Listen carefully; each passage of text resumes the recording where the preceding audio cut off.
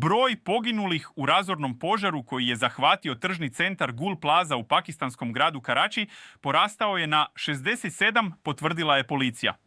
Porodice su do sada prijavile 77 nestalih osoba, dok spasilačke ekipe i dalje pretražuju ostatke zgrade površine oko 6500 kvadratnih metara. Gašenje požara trajalo je više od 24 sata, a razmjere razaranja značajno su usporile potragu. Prema policijskim izvorima, mnoga tela pronađena su u delovima, a identifikacija je otežana zbog stanja posmrtnih ostataka. Do sada je identitet potvrđen za svega 15 žrtava. Svedoci tvrde da je tragediju pogoršao nedostatak prohodnih protivpožarnih izlaza. Od ukupno 16 izlaza, čak 13 je bilo zaključano u trenutku izbijanja požara. Gul Plaza je imala oko 1200 prodavnica i bila je izuzetno posećena zbog sezone venčanja, kada građani masovno kupuju odeću i poklone.